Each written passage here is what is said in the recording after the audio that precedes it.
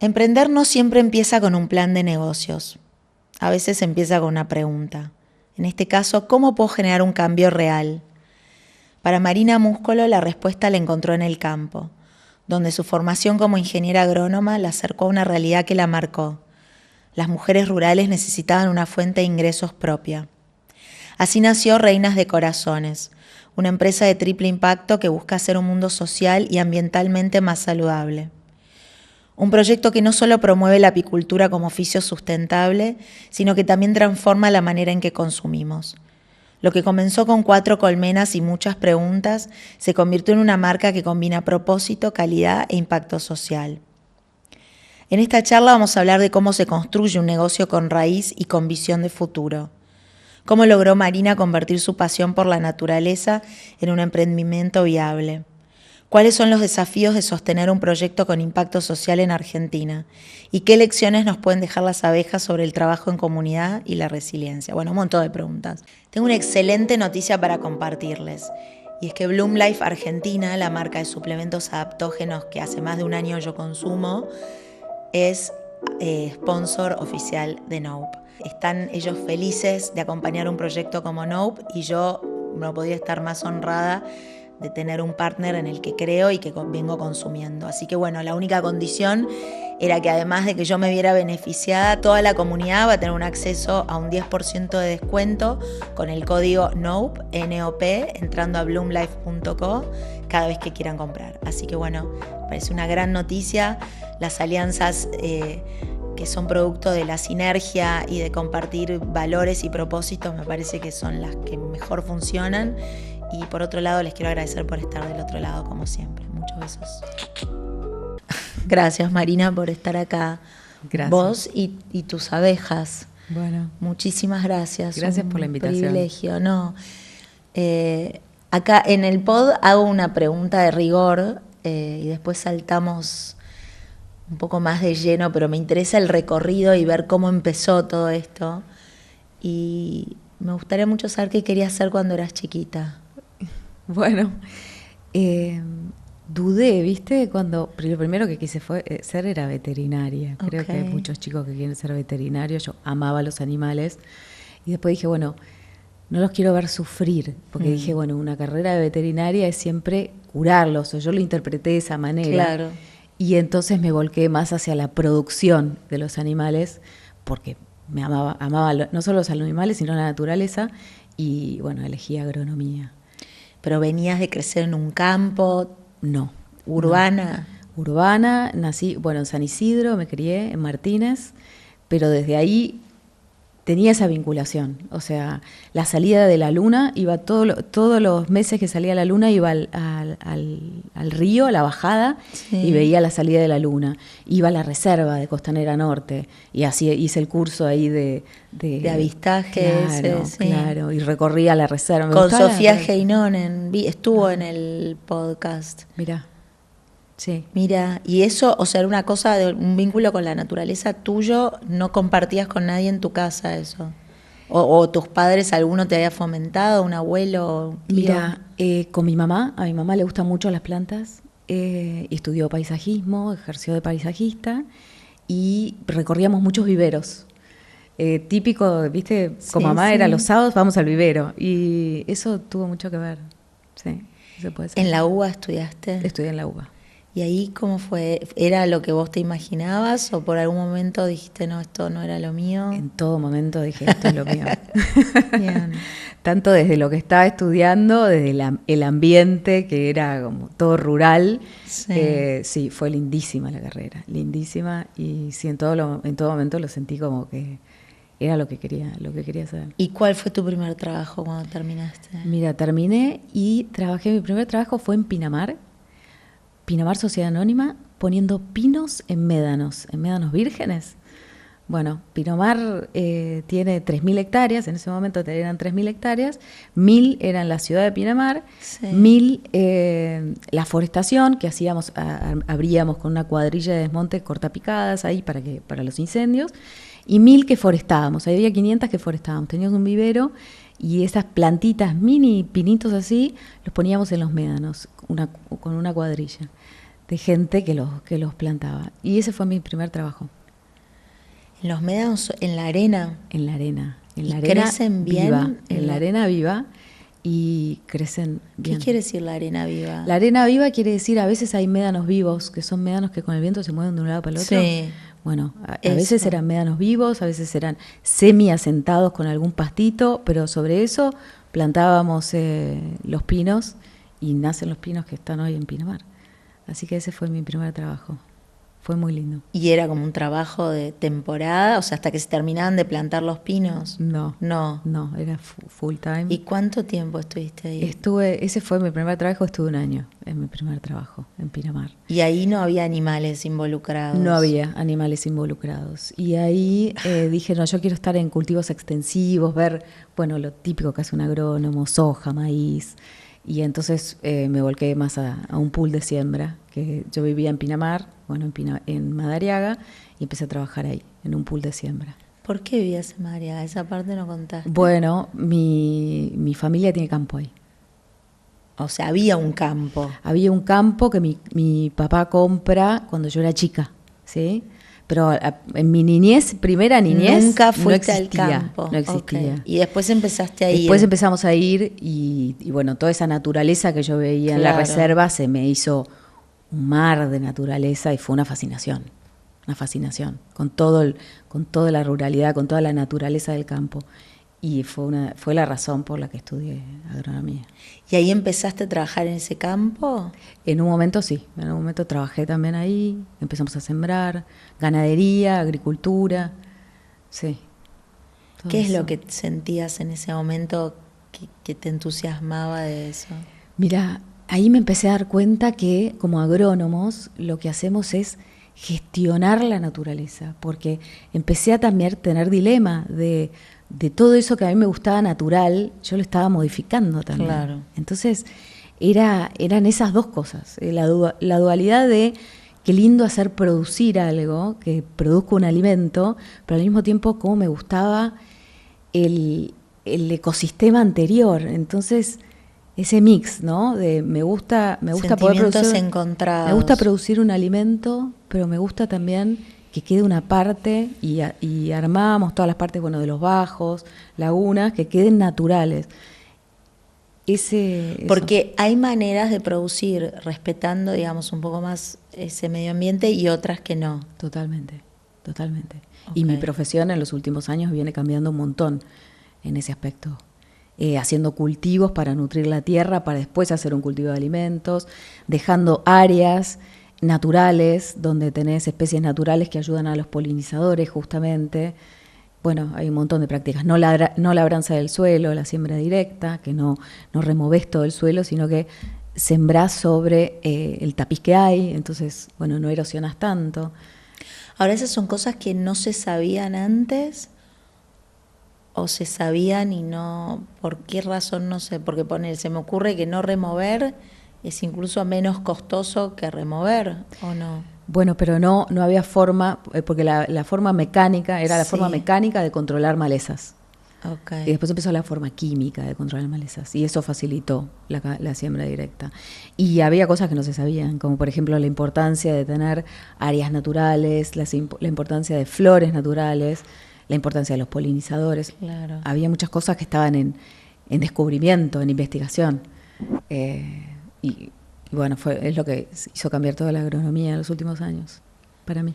Me encanta eso, sí, porque tal vez es una obviedad para los que trabajan de eso, pero no para todos los demás. O sea, uno escucha sobre eso cuando ya medio que pensás en qué tipo de alimento consumís y demás, pero entender el detrás de escena justamente en el campo, en ese momento de decisión de cómo vas a plantar algo, cómo lo vas cómo vas a armar esa estrategia para un larguísimo plazo, ¿no? Porque finalmente cuando uno empieza a sembrar,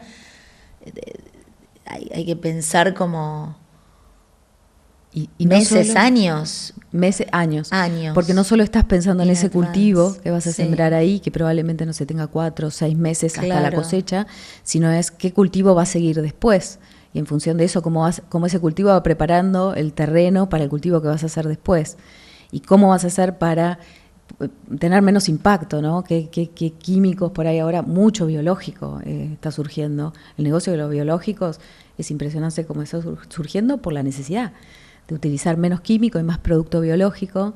Y estos cultivos también, cultivos de servicios, que son los cultivos que van en el medio de 2 cosechas para nutrir el suelo justamente, para que no quede el suelo pelado y pueda absorber el agua y, bueno, todo pensando en el ecosistema. ¿Vos pensás que ese cambio de mindset, ¿no? de pensar justamente en el ecosistema, surge desde los productores? ¿Es una demanda de la sociedad por esta cuestión de cuidar el planeta? O sea, ¿es una cosa compartida o en dónde, quién empezó a exigirle a quién? Es mi opinión. Los cambios. Sí, obvio, es mi interesa opinión. Tu opinión. Yo creo que la sociedad empezó a mirar y los productores nos dimos cuenta y nos dimos cuenta que tenía razón la sociedad y empezamos a buscar la forma de hacer algo distinto, que al principio no fue tan fácil porque hay que cortar todo un sistema que viene funcionando. Y bueno, tiene que surgir los productos biológicos, por ejemplo, son años de investigación. Claro. Entonces no surgen de un día para el otro.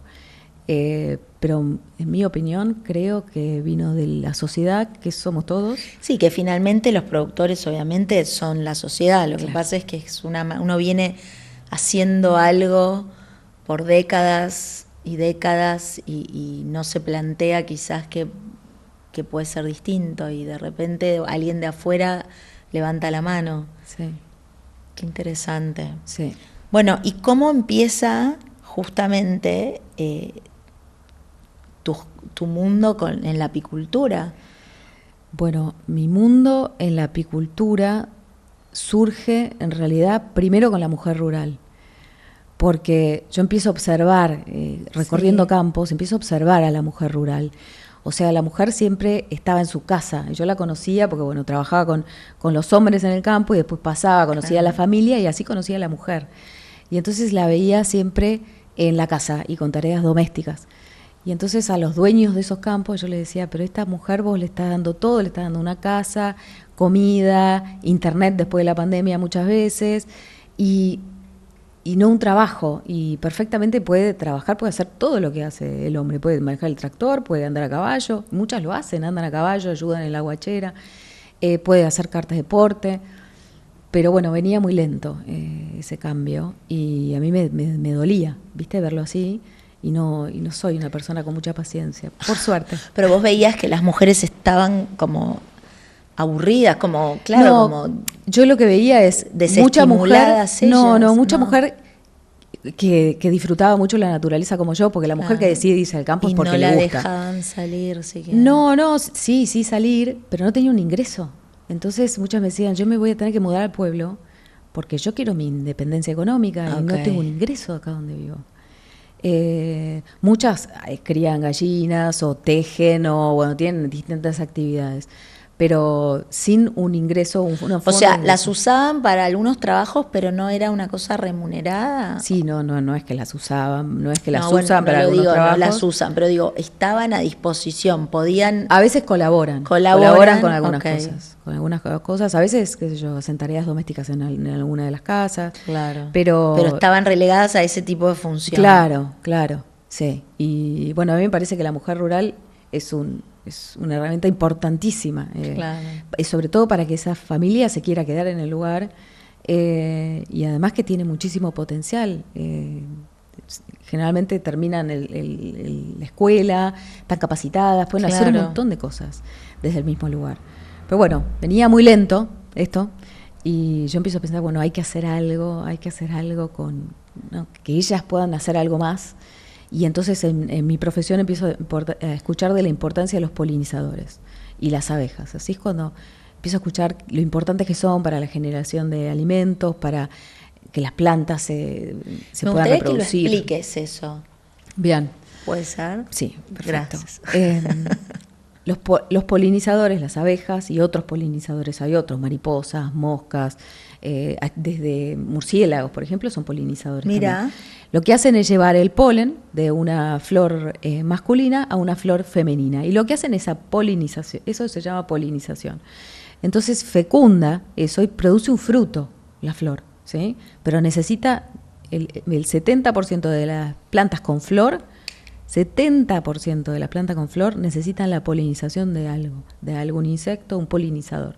O sea que si desaparecen los polinizadores, desaparecen el 70% de las plantas del planeta. Esa es la importancia de los polinizadores. Y 1/3 de los alimentos que nosotros consumimos, 1/3 dependen de los polinizadores. O sea, no sé, tenés la frutilla, el tomate, la palta, la papa. Bueno, hay un montón de alimentos que dependen no solo en los kilos que va a producir, sino en la calidad también, porque la frutilla que no está bien polinizada no tiene sabor, no tiene aroma, es deforme, de un montón de cosas que a nosotros no nos gusta tanto. Pero esa es la importancia de los polinizadores en el medio ambiente. O sea, clave. Clave. Y ahí cuando vos te diste cuenta de eso... Clave. Entonces, ahí dije, ahí se me ocurrió vincular la mujer rural y los polinizadores y las abejas. Y dije, ¿por qué no mujeres que viven en el campo, ya viven ahí, y que tengan sus propias colmenas y puedan producir su propia miel? Encima, la miel es un alimento que no es perecedero, entonces lo comercializan cuando van al pueblo, no es que tienen que salir enseguida, no insume espacio, que la tierra no es de ellas. Y bueno, y gracias a la polinización que hacen estas mismas abejas, los cultivos de esos campos rinden más, las pasturas se resiembran más, todo el ecosistema se favorece. Así es como, bueno, se me ocurrió esto. Y me presenté en un concurso que había de jóvenes entrepreneurs con el proyecto y no gané nada, pero quedó la carpeta ahí. Quedó la carpeta y eso fue mágico porque en una mudanza al año siguiente yo encuentro la carpeta y digo, esto que tengo en la mano es un compromiso. O yo la dejo, si la dejo acá de costado, esto no se hace nunca más. No va a suceder. Y ahí tomé la decisión y dije, no, yo esto lo voy a probar. Y como tengo mis propios prejuicios, dije, yo no sé si la mujer puede ser apicultora. Mira lo que me preguntaba yo. Bueno, pero vos hasta ese momento no sabías... No tenía idea. Nada de la apicultura. Nada, dije, será muy pesado. La importancia de la polinización, pero no era un oficio que tuvieses conocimiento. Claro. Y digo, entonces, dolerá mucho la picadura. Pues si yo iba a llevárselo, ofrecérselo a otra persona, por lo menos tenía que saber que eso era seguro. Y entonces, bueno, lo que hice fue probar la apicultura yo y no solo me di cuenta que era perfectamente lograble, sino que ya había un montón de mujeres en apicultura. ¿Y a dónde fuiste a aprender? ¿A dónde las encontraste esas otras mujeres? Bueno, yo me contacté con apicultores de la zona, con Paul, ahí de Pehuajó, empezamos a hacer capacitaciones. Y empezamos a convocar a mujeres. Convocar a esas mujeres que vos conocías. Sí, fue re difícil. No querían ir, no les cerraba nada. No, me da miedo la picadura, pero de a poco, viste, empezó a aparecer otra valiente, y después se empezó a correr, viste, de boca en boca, porque íbamos todas juntos, y entonces Paul nos enseñaba, entonces era como un ambiente muy contenido, ¿entendés? Que abrías la colmena, te empezaban a volar las abejas, pero estábamos todas juntas. Entonces era como muy seguro. Pero espera, ¿no usaban ropa de protección? Claro que siempre. Se usa todo un mameluco blanco, el típico que han visto, con la careta, guantes y botas y humo. Humo se usa. Sí, se usa humo. El humo lo que hace es hago así porque es un ahumador que haces así, y con el humo le echas a la colmena y las abejas se meten adentro porque ellas piensan que hay un incendio básicamente. Y se resguardan. Entonces vos cuando con la pinza movés los cuadros, tenés menos riesgo de lastimarlas. Para preservarlas a ellas usamos humo. Y ahí el gancho para estas mujeres, para vos fue por ahí aprender un oficio nuevo, fue lo de la venta de la miel, fue estar juntas entre mujeres. ¿Qué pensás que todo eso, que convocó? Todo, un poquito de todo. Yo creo que fue todo eso. ¿Cuánto tiempo llevó desde que vos arrancaste y decís, bueno, vino una, a que finalmente te diste cuenta, esto tiene un futuro, vamos hacia algún lado? El primer año éramos 3. ¿Durante un año entero? Durante un año. Y después al segundo año seríamos unas 14, por ejemplo. Wow. Y ahí esas 3, ¿qué hacían? O sea, ¿aprendieron, llegaron a hacer algo de miel? Claro, sí, extractamos miel, cosechábamos juntas. cada una tenía las colmenas en distinto lugar, entonces íbamos y hacíamos las 3 la cosecha de las colmenas de una, porque todo era un aprendizaje, cada actividad que hacíamos. Sí. Entonces, y extractábamos también, y bueno, íbamos y porque hay que visitar las abejas, hay que ver que estén bien de alimento, curadas de un parásito que se llama barroa, trabajar las colmenas. Hay que cuidarlas, no es que las dejas ahí, van solas. Exacto, hay que cuidarlas. Son un animal. Sí, me interesa que expliques, porque entiendo que vos aprendiste en ese momento también, ¿no? Sí. Eso. ¿Cómo funciona justamente el panal, el orden? Uno sabe que está la reina, que están todas las demás. Claro. Contame un poco eso. Bueno, dentro de una colmena, que son esos cajones que vemos, ¿viste? Que tiene un piso, tiene un techo y es como un cajón como de madera. Cajita. Ahí dentro hay 10 cuadros como este que está acá. Uno paralelo al lado del otro. Sí. Y ahí está la colmena, las abejas. Y hay distintas castas. O sea, tenés las abejas obreras, tenés la abeja reina y tenés los zánganos, que son los machos. Cada una tiene su función perfectamente identificada, y dentro de las obreras, es más, también hay distintas funciones, porque apenas nace una obrera, lo primero que hace es limpiadora, limpia la celda donde nació. Mira. Después pasa a ser nodriza y alimenta a la cría. Después pasa a ser defensora, entonces porque va desarrollando distintas glándulas, entonces va evolucionando, todavía no salió de la colmena, pasan varios días que no sale de la colmena.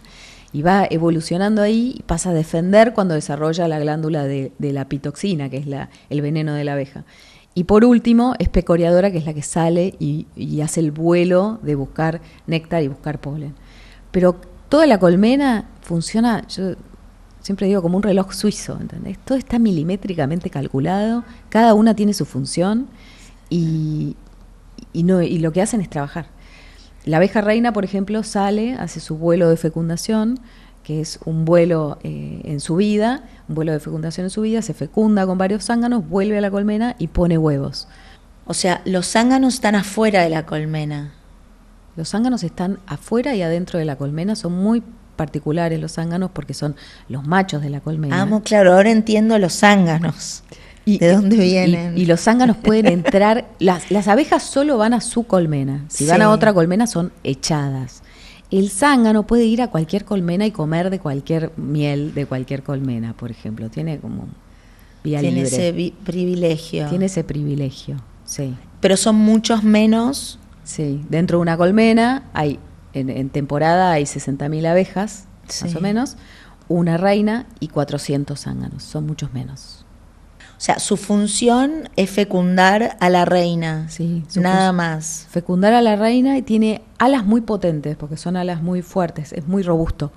Y se cree que también ventila, o sea, ayuda a ventilar, que en verano es una gran ayuda. Hace de ventilador. Hace ventilador con sus alas. Es espectacular, la analogía del zángano. Y la reina es la única que o sea, que produce huevos. Sí. Que después cuidan todas las demás a medida que van naciendo. Exactamente. ¿Y cuánto vive una reina, por ejemplo? Una abeja reina vive alrededor de 5 años. ¿Y las que no son reinas? Las obreras viven, en temporada viven un solo mes. Wow. Y fuera, temporada quiere decir cuando hace calor, ¿no? Cuando la abeja sale y busca forraje. Y fuera de temporada viven 5 meses. Lo que pasa en temporada es que se desgastan tanto trabajando, buscando el néctar, buscando el polen, que viven menos porque se cansan más. Sí. O sea, la que nació en verano va a vivir menos que la que nació en invierno, otoño. Exactamente. Estas son las de otoño. Estas tienen que llegar a la primavera que viene. Van a ser las primeras que cuando arranque la primavera van a detectar ese polen de las primeras flores y van a salir a buscar el polen. Son una de las abejas más importantes, las que pasan el invierno, que necesitan estar bien nutridas para que arranquen bien, para que lleguen bien y para que arranquen bien en la primavera. Entonces vos decías, ¿y cómo se decide cuál es la reina? La reina tiene el abdomen más largo. Tiene, porque o sea, ya nace reina. No, La hay reina. no es una cosa democrática, nace reina. La reina y la obrera genéticamente son exactamente Distintas. igual. Ah, ¿y entonces? Lo que pasa que a la abeja obrera la alimentaron con jalea real los primeros 3 días de larva y después con miel y polen, papilla basta le dicen. Se llama. Y a la abeja reina la alimentan durante todo su periodo cuando es larva, bebé, con jalea real.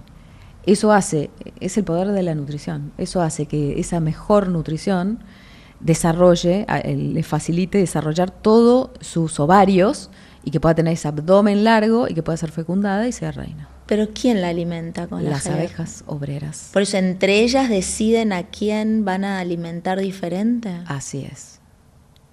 Ellas deciden cuándo necesitan una nueva reina. Que es aprox cada 5 años. Y empiezan a alimentar con jalea real, no un huevo, sino varios por si acaso, y la primera que nace va a ser la reina de esa colmena. Impresionante. Sí. La organización. La organización. ¿Vos viste esa película B-Movie? Sí, la vi, la del dibujito animado. Sí, que es la voz de Woody Allen. Sí, sí. Es así, tal cual, es como un relato lindo, Sí. pero no me acordaba de esto en particular. No sé si profundizan mucho. En la organización no. No, o sea, que lo no. muestran todo lindo, pero Sí. en esto de los zánganos y las abejas obreras y la reina, Sí, hay es muy todo. interesante. Muy interesante el funcionamiento. Y a mí una de las cosas que más me gusta de la colmena, que más disfruto, Sí. es la conexión con la naturaleza. O sea, como ellas traen toda la información de la naturaleza. Entonces te permiten leer cosas que si no me doy cuenta. Como por ejemplo. Y por ejemplo, cuando en agosto, que arrancan a florecer los aromos, hace mucho frío y todos estamos muertos de frío, decimos, Sí. bueno, ¿cuándo se acaba el invierno?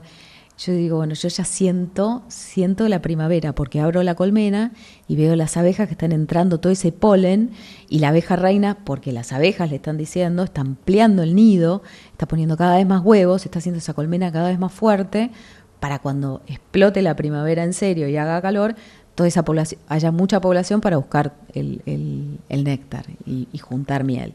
Entonces toda esa lectura, incluso también te dice si va a llover o no va a llover, porque cuando abrís la colmena y si está más defensivas es que si hay tormenta, ¿viste? Es porque va a llover. Entonces, bueno, toda esa información va trayendo. Qué maravilla, eso lo fuiste aprendiendo a leer. Claro. ¿Cuánto hace ya que empezaste con esto? Y ya van a ser como 10 años.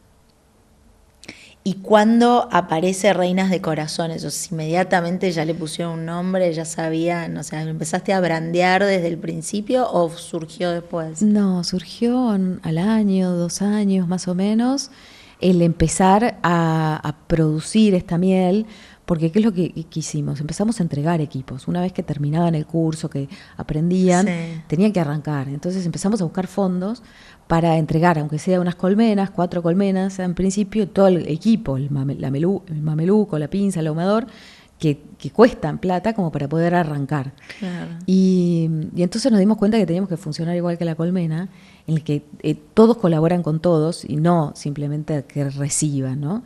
Y el equipo que les damos es de ellas del primer momento, pero después tienen la opción de donar miel para que nosotros fraccionamos esa miel, vendemos esa miel y con eso compramos más Otros equipos. Entonces funciona, y lo que pasaba era que la que recibía su equipo donaba miel y ya sabía a quién le quería dar el próximo, ¿entendés? Entonces también traía otras nuevas que querían arrancar en la actividad.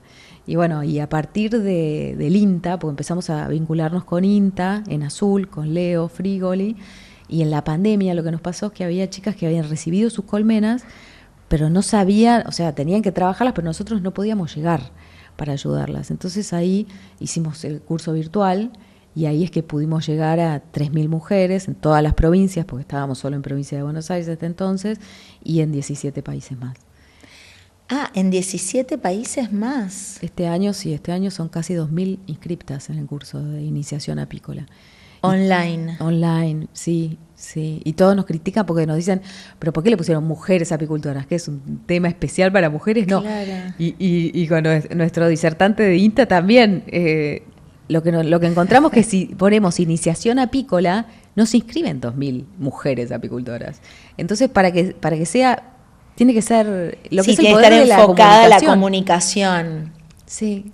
Pero ¿y ahí se quedan afuera los varones? Si quieren inscribirse pueden participar perfectamente, Sí, claro. pero convocamos mujeres apicultoras porque si no, no tenemos esa repercusión. No, Y no sí, tenemos además lo el mismo. propósito inicial de tu proyecto era justamente incluirlas. Sí, sí, Ahora, sí. ¿siguen siendo esas mismas mujeres rurales o es otro el perfil de la que se inscribe? De todo tipo, de todo tipo. Tenemos mucha mujer rural Ujú. y después también mujer urbana, periurbano. Mucho del interés que Sí. vemos en las clases que damos, ¿viste? Es sobre todo por el cuidado del medio ambiente.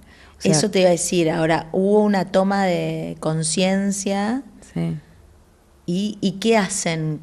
Lo hacen en sus casas para ayudar al equilibrio, digamos. Sí, claro.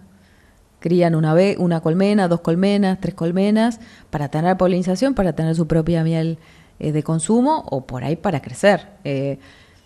Es una actividad que hasta que no arrancás no sabés si vas a crecer tantas colmenas, menos colmenas, solo doméstico.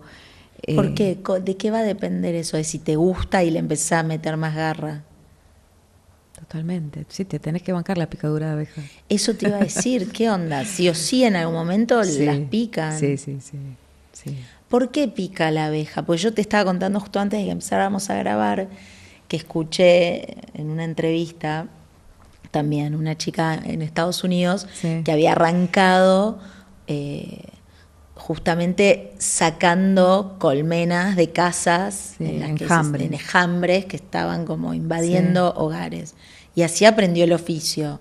Y bueno, creció muchísimo. Y ella contaba como que en realidad eso mismo que vos decís, como que cuando sacás la tapa o abrís, vos ya te das cuenta si están como en un humor u otro. Sí, totalmente. Y que la forma en la que vos como te metés también, como se notaba que había una percepción de vínculo, obviamente, de la sí. apicultora con sus abejas. Sí. Así todo, ¿por qué puede pasar que te piquen? Bueno, eso que vos decís, tal cual, funciona así. Vos abrís una colmena, abrís otra, y cada una es distinta, tiene como su personalidad. Okay. Hay alguna que vos la abrís y sale enseguida a recibirte, decimos Sí. nosotros, digamos, como a defender. En cambio, hay otras que se están trabajando, no se mueven de ahí, lo único que hacen es salir, buscar el néctar, buscar el polen, y son personalidades que tienen. Y después está también... Son comunidades con personalidades, pues son muchas, claro. Lo que pasa es que muchas veces se considera al individuo como colmena. Ah, mira. Como que el individuo es el todo, porque... Okay. Y por ejemplo, ¿no? La abeja cuando pica, viste que vos decís pica para defenderse, pero pica y muere. Cuando nos pica a nosotros muere porque se desgarra, entonces pierde todo su tracto gastrointestinal y se muere la abeja. Entonces siempre nos preguntan, ¿cómo puede ser? Es contraintuitivo, Claro. como de naturaleza, ¿cómo evolucionó de esta manera un ser que para defenderse pica pero muere? Sí. No tiene sentido. Y bueno, ella pica, pero para defender a la colmena, demás. porque el objetivo es que sobreviva la colmena, no la abejita. Y entonces se considera a la abeja, a la pecoreadora, la que va y busca el alimento, es como el gas, toda la boca, el gastrointestinal que les permite alimentarse al individuo. Y la reina es todo el órgano reproductor, o sea, lo que permite gestar. Claro. ¿Sí? Pero entonces, ¿por qué? Bueno, la mayoría de la gente que alguna vez fue picada por abejas no es apicultora, ¿no? Y de golpe estás en un jardín, sentado, leyendo un libro y de repente le picó una abeja. Sí. Pero esa no estaba defendiendo la colmena, esa no que está estaba defendiendo. perdida. Esa probablemente... No podemos hablar por esa, pero ponele. Claro. Pero generalmente las abejas, viste que andan por los jardines, Sí, andan claro. buscando cosas dulces, Sí. buscando el néctar de las flores, o si vos tenés algo dulce, estás tomando algo dulce, probablemente se va a acercar también. Claro. Y generalmente estos son accidentes, que vos agarrás el vaso, agarrás la y flor, justo te la y justo llevas estaba puesta. ahí y picó, pero porque estaba ahí. O decís que es involuntario casi. Claro, es casi involuntario, sí. Pero bueno, cuando anda una abeja cerca, lo que no hay que hacer es movimientos bruscos, que uno siempre, viste, se lo ahuyenta. Bueno, eso no hay que hacer. Porque no ellas le gustan, piensan que las querés atacar. Claro, no le gustan los movimientos bruscos, ni los sonidos bruscos. Y hay que dejarla, simplemente se va a ir. Y si te llegara a picar, lo importante es sacar el aguijón lo antes posible. No pasa nada, si queda, simplemente se te va a hinchar más, pero es bueno sacar el aguijón, porque entonces inyecta menos veneno y te va a durar menos tiempo. ¿Y después qué hay que hacer? Nada más. Nada más. No hay que poner hielo, cremita, nada. No, yo no hago nada. Nada. Pero espera, ¿vos te han picado muchas veces? Sí, ¿Pero sí. es porque no tomás los recaudos ya porque estás canchera? Claro. Claro. Sí, sí. No te yo me pones confío, el guante. No, me confío, me pican. Metés sin guante la mano. Sí, a veces que trabajo sin guantes. Me pican, pero no. Ya ni te duele. No. Lo que sí hay que tener cuidado es, bueno, si sabés que sos alérgico o no sos alérgico, bueno, tener esa precaución, ¿no? Ir al médico si tenés alguna duda de si sos alérgico. Bueno, pero claramente digo, es marginal el miedo o el impacto de esas picaduras frente a el propósito que tiene el proyecto y que encuentra cada una de esas mujeres, digamos, ¿no? Yo lo explico así, claro. Porque es un oficio duro, no solo por la picadura, sino porque físicamente es duro, pero te termina fascinando tanto cómo funciona la colmena y además como que a mí personalmente, ¿no? Yo siento que estoy colaborando como con el ecosistema aporte. Que, bueno, termina convenciendo y gustando mucho. ¿Hay alguna historia de estas de transformación específica de estas mujeres que te haya marcado, que la quieras compartir? Mira, hay un montón. Está, qué sé yo, Marisa nos contactó porque quedó viuda y su marido tenía 80 colmenas. Mirá. Y ella no iba al campo. Ella no tenía ni idea qué hacer con eso. Claro. Y me dijo, bueno, yo no sé si venderlas, pero bueno, me quiero dar una oportunidad, ¿viste? A ella misma. Sí. Y entonces empezó a venir con nosotras y después empezó a ir a ver sus colmenas, que eran sus colmenas. Estaba pasando por ¿viste? Un momento re difícil. Y vos me preguntás, ¿viste? ¿Qué es lo que es? Y fue las dos, fue la contención también de nosotras, ¿entendés? Como que el grupo, claro. Y poder ir a ver las colmenas y ese momento que ella estaba pasando. Y aprendió a manejar para ir a las colmenas, por ejemplo, no manejaba. Wow, claro, sí. Le cambió la vida absolutamente. Sí. Y hoy se dedica a las abejas, las hace crecer y las produce. ¿Es rentable eso, más allá de la miel, digamos? Sí, es rentable, tiene picos el precio de la miel. Últimamente está bastante planchado porque China produce una miel que está adulterada, básicamente, que no es miel.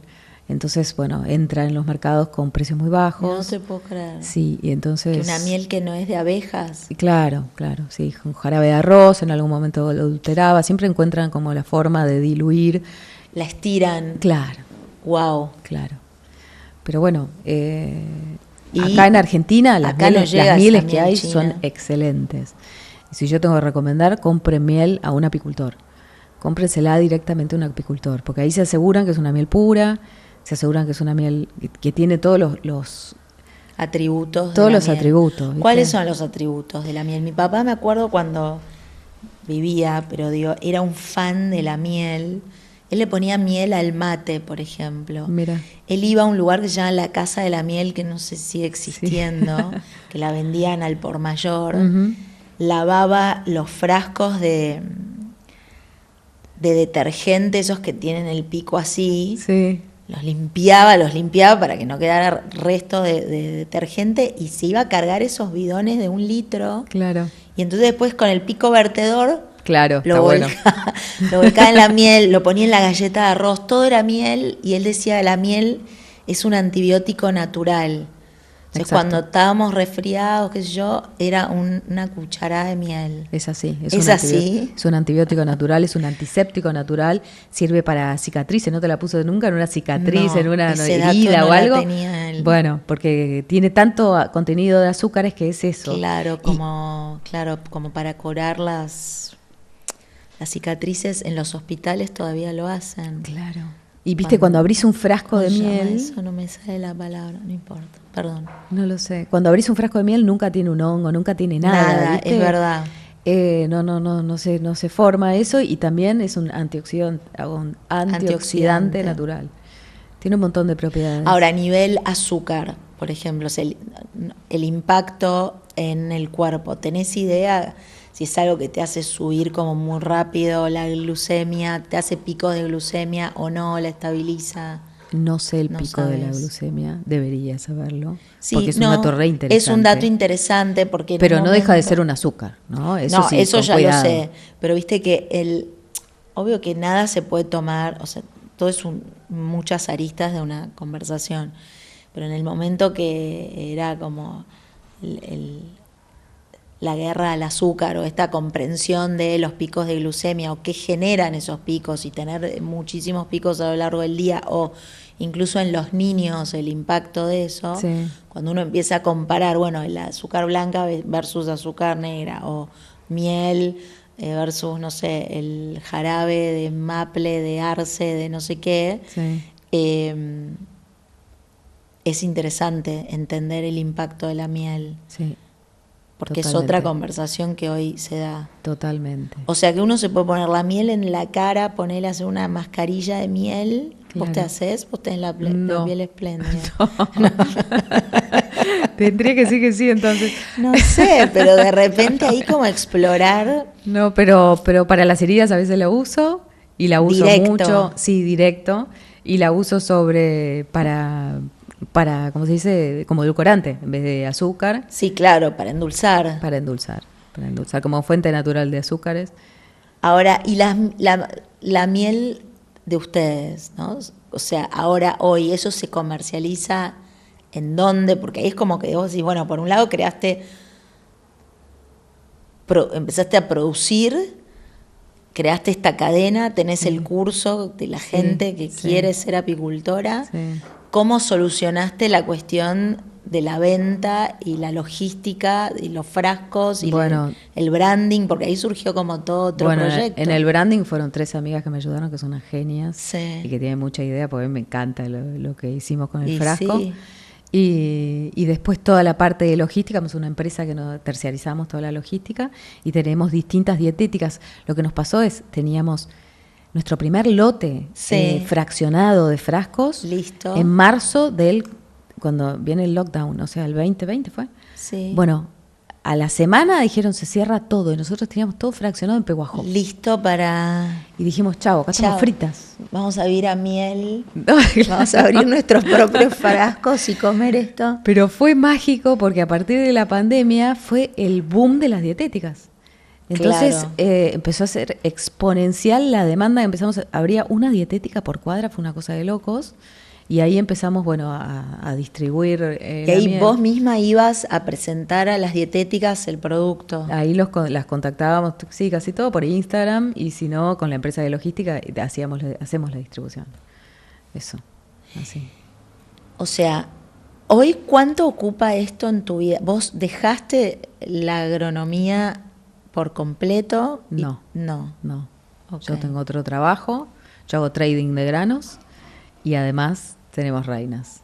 Y hay una persona que hace todo lo que es las ventas, está la empresa que hace la distribución, tengo una socia con la que tenemos el criadero, que hacemos abejas reinas, sabemos celdas reales para multiplicar colmenas, y tengo otra socia que se llama Ceci, que está para toda la sala de fraccionado, que ella es ingeniera en alimentos. Así que Es espectacular. ¿Y alguna vez te habías imaginado, porque esto es como decía yo en la intro al principio, es un emprendimiento con un impacto enorme, obviamente, que era lo que por ahí siempre te sedujo ¿no? de trabajar en el abierto, en impactar el medio ambiente, en estar vos en contacto con la naturaleza, pero de repente tiene como un montón de otras verticales que por ahí no eran esperadas por vos. Totalmente. Fue un descubrimiento, fue, viste, ir encontrando caminos, personas. ¿Qué es lo que más te desafía de eso? ¿Con lo que más te costó o te cuesta? Mira, eso es todavía algo pendiente para nosotros, es exportar la miel. Porque Argentina es una de las mejores mieles a nivel mundial y exportamos todo en tambores de 300 kilos sin valor agregado. Y eso se usa después para mezclar mieles de inferior calidad. Mira. Entonces, poder exportar nosotros nuestra miel argentina. El año pasado hicimos O sea, se exporta sin marca. Claro, se exporta sin marca. El año pasado hicimos nuestra primer factura de exportación, que siempre pensábamos, bueno, va a ser miel, y no. ¿Y no fue? ¿Qué fue? Y brindamos servicio de polinización. Entonces hicimos un servicio de polinización. ¿En dónde? Acá, para una empresa americana, pero acá, en Pampa Húmeda, y compramos con eso colmenas para mujeres. Y FAO tiene un índice estimado, que por cada $1 que se genera en producción de miel, se generan $15 en producción de alimentos, gracias a la polinización que hicieron esas abejas para producir ese kilo de miel. Entonces agarramos ese índice, presentamos un proyecto y giraron los fondos, compramos todas las colmenas para las mujeres y ellas nos están pasando ahora cuántos produjeron estas colmenas para poder estimar cuántos alimentos se produjeron gracias a eso. Maravilloso. Maravilloso. Yo estoy muy contenta. Y sí, tenés que estarlo. Sí. Sí. Imagínate si no hubieses armado, no encontrabas de nuevo la carpeta esa que tenías tirada. ¿Y quién ganó ese proyecto que vos ni sabés? Ni sé quién era, quién ganó, ni sé. Pero siempre estamos postulándonos a distintos proyectos. Ahora tenemos otro. Siempre ¿Acá? estamos. ¿Afuera? No, acá. A veces se ganan, a veces no se ganan, pero Sí, hay que claro. seguir presentándose. ¿Querés mostrar Sí. algo de ahí? Porque estamos charlando y al principio estaban más en silencio las abejas. Y de repente yo las estoy escuchando más. Ahora se está. ¿Algo habrá pasado? ¿Quieren ¿Viste decir que algo? cada tanto, no sé, si querés le ponemos el micrófono? No, tenemos gente asustada, así que no. Este es el cuadro de las abejas. Toda esta parte que viene acá, más oscura, esto es miel. No sé si se escucha ahí.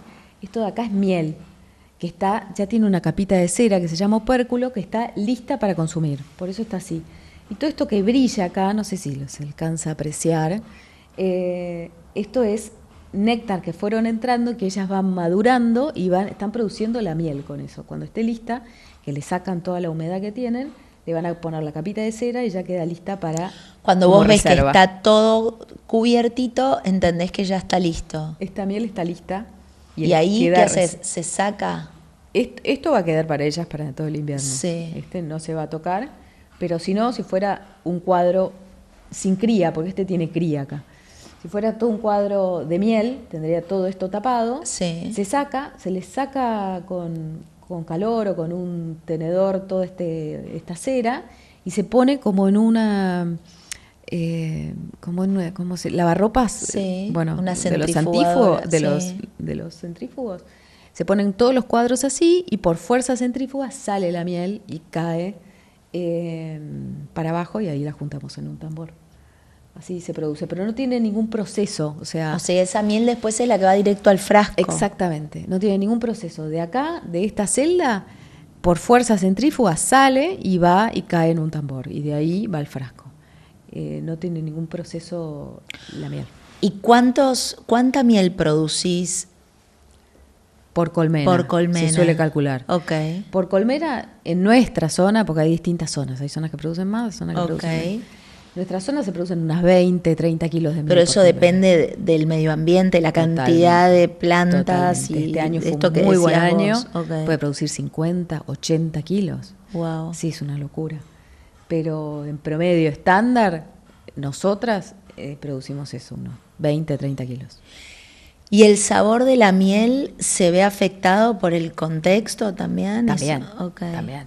El sabor de la miel es muy característico de cada zona. De cada zona, claro. Porque depende de la floración. Por eso está bueno cuando viajás, probar las mieles de los lugares o traerte mieles de los lugares. Sobre todo en Argentina, que hay, viste, tantos ecosistemas tan diversos. Claro. Incluso de un mismo apiario con las mismas plantas, de una campaña o de un año al otro, no es la misma miel tampoco. Porque si llueve más en un momento, o hace más calor o más frío, florece más una especie que otra, entonces las mieles también cambian, como un poco como los vinos. Viste que según el año, según la variedad. Pero bueno, vos me preguntabas de esto. Acá hay cría, Sí. que estos huevos que puso la reina, y ellas lo que están haciendo acá es calentar la cría, porque la colmena está a 35 grados. Acá con las luces hace bastante calor, pero después, bueno, yo la tapo y viaja tapada y abrigada. Y ahora cuando llego, la vuelvo a poner en la colmena, de donde lo saqué, a este cuadro. ¿Cuántas abejas hay ahí, decís? Y podría haber unas 6.000, porque hay unas 60.000 en toda la colmena y hay una reina ahí. Y hay una reina. En algún lugar está. En algún lugar está. Ahora, ¿la reina se mezcla con todas? Se mezcla. Se mezcla, no Reina, queda en un lugar privilegiado. No, la reina camina por todos lados y lo que busca es alguna celda, que son para poner los huevitos. Para poner un huevo por celda va poniendo. Un huevo por celda. Un huevo por celda. Entonces, la abeja reina, vos me explicás que sale una vez, primero sale una vez a hacer reconocimiento de terreno. Sí. Para cuando sale la segunda vez, como a la semana, me estabas diciendo antes de que empecemos a grabar, sí, sea fecundada por estos zánganos. Que la fecundan en el aire, ¿como cuántas Así veces? Es. Son, sí, alrededor de 15, 20 zánganos fecundan a la reina, sí. Se hacen vuelo. Cuando el zángano fecunda a la reina, muere, porque se desgarra, queda todo su órgano en la reina, liberando el esperma, entonces se muere y cae, y el esperma lo guarda la reina en espermatecas. Son unos órganos especiales que tienen, que guarda el esperma de cada zángano, por separado. Los almacena, sí, como una biblioteca. Como una biblioteca. Por eso espermateca. Espermateca. Y eso le permite a la abeja reina, cuando vuelve, poner cuántos huevos por cuánto tiempo. Eso le permite a la abeja reina, con ese único vuelo de fecundación, poner huevos todo el resto de su vida. Y cuando va a poner el huevo, libera el huevo y libera un esperma y se fecunda en el momento y pone el huevo fecundado. Y va usando un esperma. O sea, lo fecunda fuera de su cuerpo. No, lo fecunda dentro de su cuerpo y ahí pone lo el huevo deposita. Fecundado. ¿Sí? Y así va usando todos los espermas que almacenó en esas espermatecas en ese único vuelo de fecundación. Es impresionante. Es impresionante. Y en ese, vos nos mostraste en un momento que la reina es un poquito más larga. Sí. Entonces, ahí es a donde almacena. Sí. Ahí en el abdomen, que sí, es que tiene desarrollado todos los órganos reproductivos, entre ellas las espermatecas, que es donde almacena. Tal cual, porque si cuando vos tenés una reina virgen, que es una reina que por ahí hizo su vuelo de reconocimiento, pero todavía no fue fecundada, tiene el abdomen un poco más chico. Cuando hace su vuelo de fecundación, se llena de todo este esperma y desarrolla bien el abdomen. Vos me habías explicado que eventualmente puede pasar que que la reina, digamos, antes de morir, que surja una nueva reina, sí, o que la reina también pueda viajar también en una segunda vez. ¿Eso claro, sería en qué contexto? Por ejemplo, en enjambrazón. Cuando en la primavera crece mucho esa colmena, porque entró mucho polen, mucho néctar, mucha abeja, sí, entonces ya no entra más en esa población, en ese lugar, ¿no? Las abejas obreras empiezan a alimentar con jalea real un nuevo huevo y crean una nueva abeja reina. Como no puede haber dos abejas reinas en una colmena, generalmente, se divide y una abeja reina hace un vuelo con parte de sus abejas y se va. Y es lo que habitualmente vemos como enjambres, que se van posando en las plantas hasta llegar a su nuevo destino y generar una nueva colmena. ¿Y cómo saben cuál es el destino? No lo sé. ¿La que lidera es la reina? No, lo sé. No sé cómo identifican su nuevo destino. Okay. Sé que se hacen una distancia bastante grande, más de 3 kilómetros, como para que esas genéticas no se vuelvan después a mezclar. ¿Sí? Wow. Porque la abeja recorre alrededor de 3 kilómetros a la redonda para buscar su alimento. Entonces, para que esa genética no se vuelva a mezclar. Entonces, se tratan de apartar bastante para que no haya consanguinidad.